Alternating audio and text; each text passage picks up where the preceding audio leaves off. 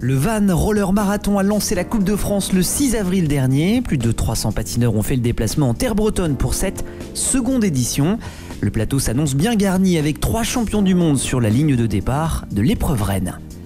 Les animations de Zumba permettent de démarrer la journée en rythme et dans la bonne humeur. Avant le marathon, place aux jeunes. La journée commence par les courses des petits.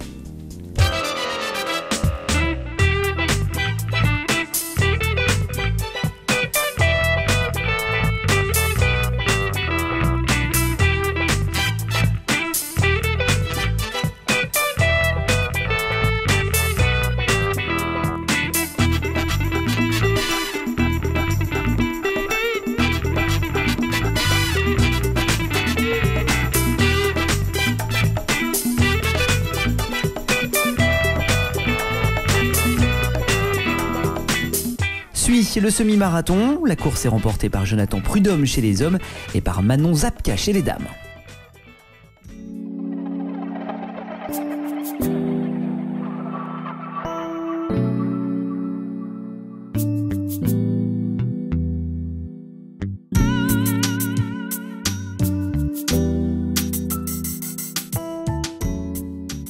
Donc ce parcours différent de l'an passé.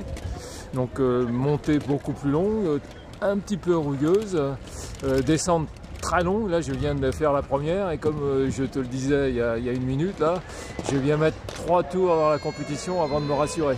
Parce qu'il y a un S ici, là, on va certainement prendre beaucoup de vitesse. Et revenir sur le port ici, là, ça va être dur. Mais sinon, bah, je pense que ça va être un bon circuit. À quelques minutes du départ du marathon se pose encore la question du choix des roues. Certains misent sur des roues pluie pour garder de l'accroche, d'autres mixent avec des roues dures pour garder un bon roulage. Et le 40 km démarre sur les chapeaux de roue. Ewen Fernandez l'avait annoncé à son grand-père, il part comme un boulet de canon au bout de 500 mètres. Et Yann Guyader reste toutefois dans sa roue. Le peloton s'étire, les groupes se forment. Nolan Bediaf et Raphaël Planel parviennent à remonter sur Yann Guyader et Ewen Fernandez. Ils sont désormais 4 en tête, 3 EOSkate et un Power Slide. Derrière, Brian Lépine, ligne droite, emmène un groupe de poursuivants avec Aurélien Roumaniac, RPM Pony, et Clément Chaduc pour EOSkate. Ewen Fernandez tente à quelques reprises de partir en échappée, mais les 3 patineurs d'EOSkate reviennent toujours au contact.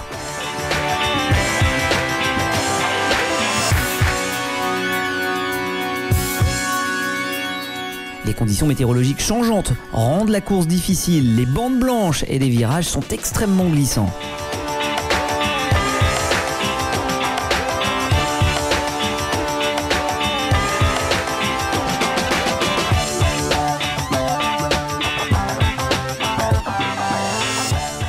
À 2 tours de l'arrivée, Raphaël Planel décide d'attaquer avant la descente. Il oblige Ewen Fernandez à rouler pour revenir au contact.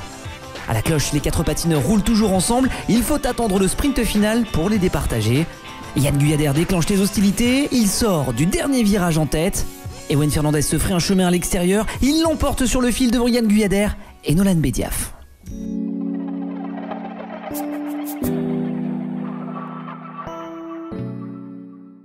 Ouais, ça va. Bon, j'avais dit à mon grand-père que j'allais attaquer dès le départ, donc au bout de 500 mètres, j'ai attaqué, quoi, j'ai testé tout le monde et je me suis dit, bah, quitte à être là, je reprends, on va voir, je m'entraîne un peu, donc je me suis dit, bon, on va tester ça, donc bah, je me suis mis à moins un tour, plus d'un tour dans le façon de parler à la limite du rouge, quoi, au seuil, et puis bah, en fait, quand je me retourne, on est plus de 4, quoi, donc voilà, j'avais réussi mon truc d'entrée, donc après c'était difficile à gérer, parce que bon, 3 la même équipe, ils m'ont attaqué, il y a des moments j'ai essayé, faut bien gérer, il ne faut pas se prendre de contre non plus.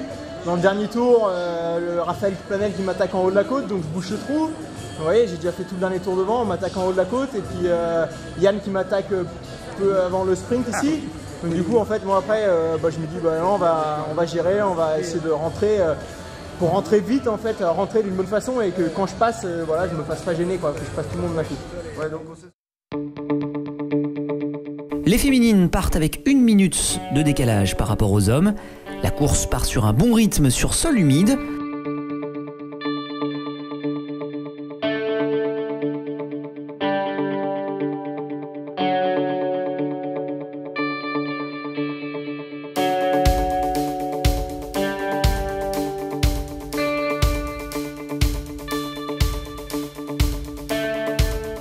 Marie Poitvin lance la première attaque. Au bout de 3 tours, le choix des roues est déterminant.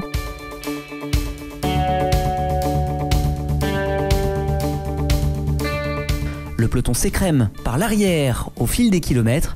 Justine Albou, 2 APN Avon et Juliette Puydebas et Oskets attaquent dans la descente pour casser le paquet.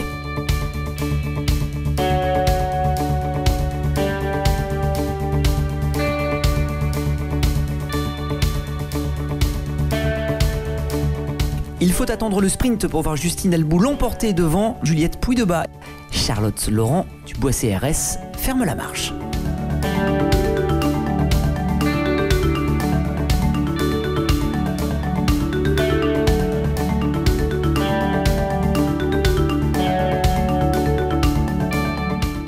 Peu d'attaques en fait, c'est la pluie qui a surtout fait le travail. Je crois que c'est Marie qui a essayé de mettre une première attaque à 3 tours dans la côte là-bas, donc j'ai tout de suite réagi.